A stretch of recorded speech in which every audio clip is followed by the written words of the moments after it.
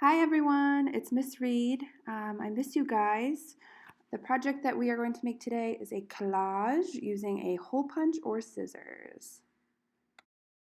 I'm going to show you guys a fun project to do using materials that you most likely have around your house already. Some paper, any kind of colored paper, or it could be white paper. Lots of scrap pieces of paper. Of various shapes and sizes, and also maybe some tin foil too. You can also use like brown paper bags and things like that. And I also have these fun strips from like an old sketchbook that I cut out. And so I have a picture here of what mine looks like. So again, all different shapes of scrap paper, different colors. You can have a color scheme if you like, but I kind of just like free flow, just pieced pieces together. So, okay, so I'm gonna move this down a little bit so you can see my space here. So you'll want a hole punch, or you could use the 3-ring binder hole punch.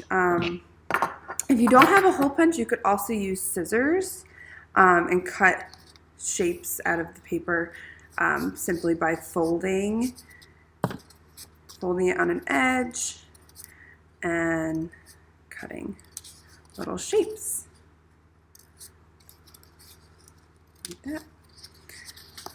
And you can just keep going down and creating openings that way. The other thing you'll need is a glue stick and a little container to hold all of your hole punch scraps. You want to save all of those. So if you're using scissors, just try to save all your little shapes that you cut out. Okay, so you just start punching holes, and it's actually very stress relieving, I found. You can, try to be really precise about it, or be a little bit more organic. It's up to you. You don't have to go through the whole thing. Sometimes the hole punch doesn't reach all the way. But it's totally up to you.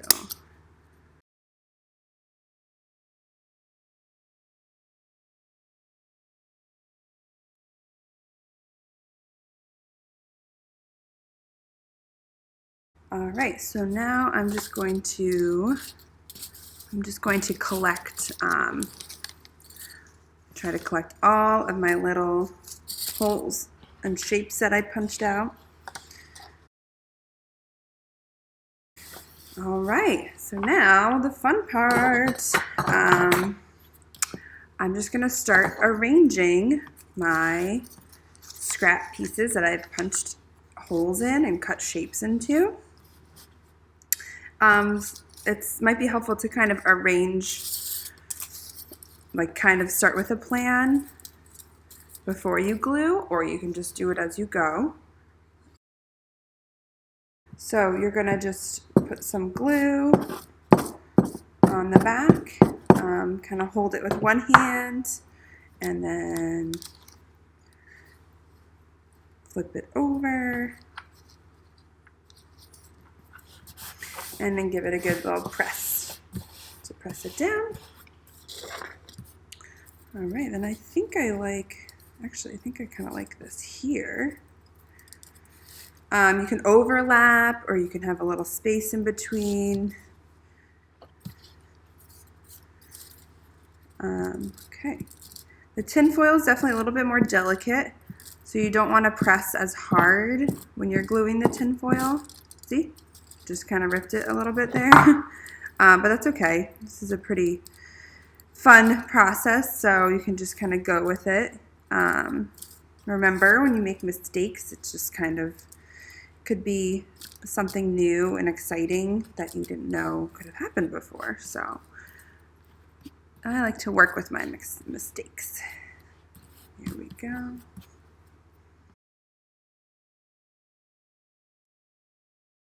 After you get a couple pieces on, you can kind of switch gears and start gluing some of your little dots and shapes that you punched out or cut out. So I just put a little bit of glue down first, and then I just keep adding my little dots.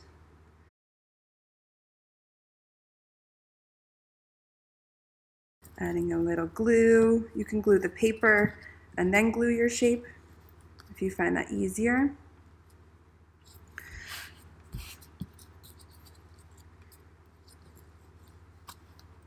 But always kind of pressing it down to make sure that it's fully glued to the surface.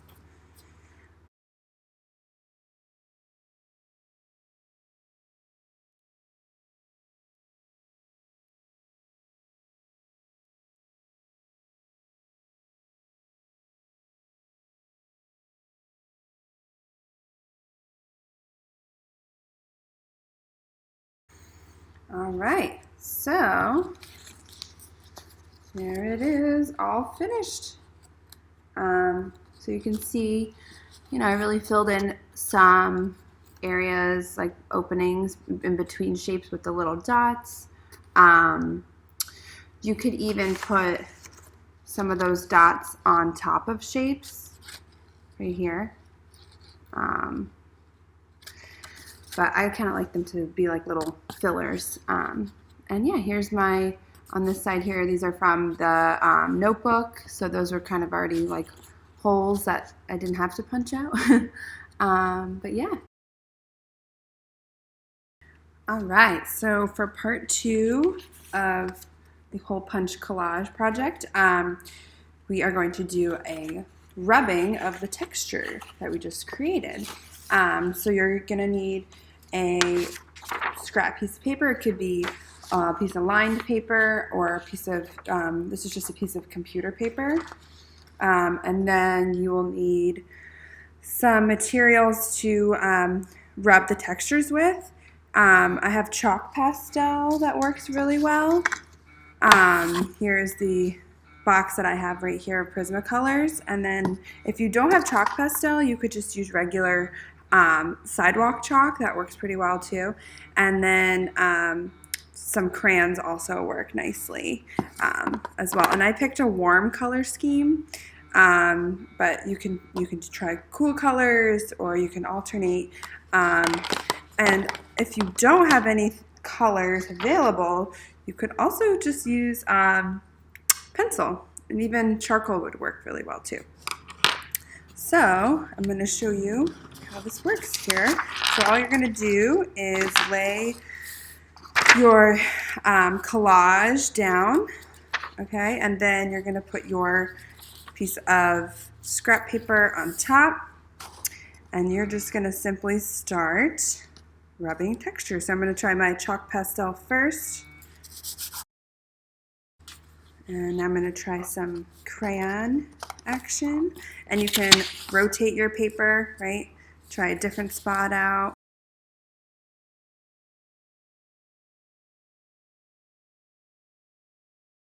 All right, so you can see here that the crayon rubbing definitely worked a little bit better, but I kind of like the softness too of the chalk pastel over here.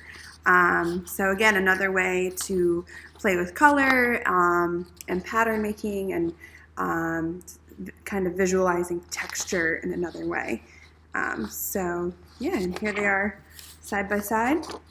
I would say let your collage dry a little bit before you do the rubbing. Otherwise, you'll probably move the pieces that you just glued. So be patient, and best of all, just have some fun.